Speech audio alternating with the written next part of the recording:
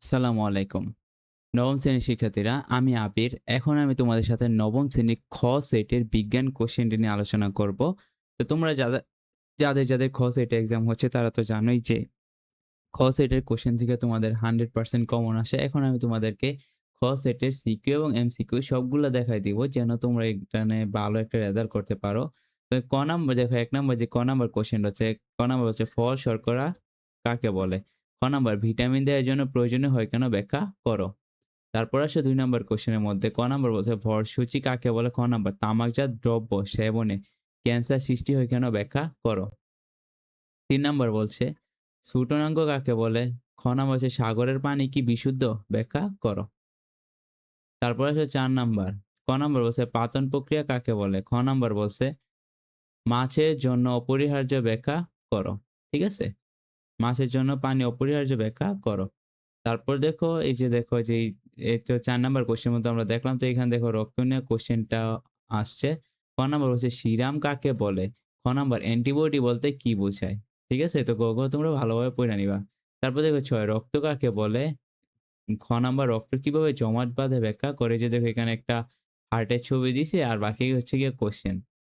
তো লেখছে যে হার্টটা রক্ত সঞ্চালনের প্রক্রিয়া ব্যাখ্যা করতে বলছে। সুস্থ রাখতে তোমার করণীয় করতে বলছে। ঠিক আছে?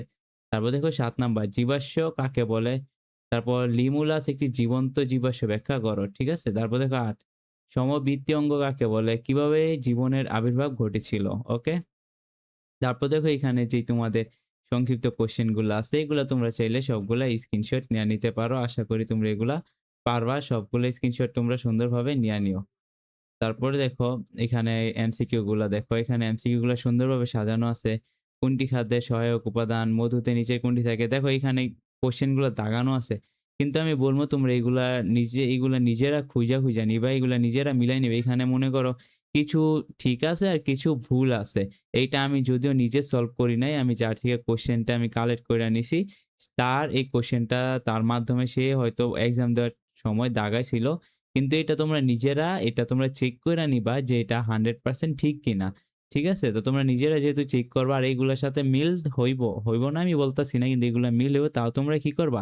এটা 100% একটু কষ্ট কইরা হইলেও চেক কইরা নিবা। ঠিক আছে? এখানে ৩০ টা এমসিকিউ তো আর বেশি সময় লাগবো না চেক করতে। তো তোমরা এগুলা সুন্দরভাবে চেক করে নিবা যেন তোমরা মনে করো এখানে তোমাদের কোন ধরনের সমস্যা না হয়। আশা করি তোমাদের কোন ধরনের সমস্যা হওয়ারও কথা না। তো গাইস, তোমরা যদি ভিডিওটা ভালো লাগে তাহলে আমাদের আবির মেন্টরকে কিন্তু সাবস্ক্রাইব করে যাবা। ভালো থাকবা সবাই, ভালোভাবে পরীক্ষা দিবা। আল্লাহ হাফেজ।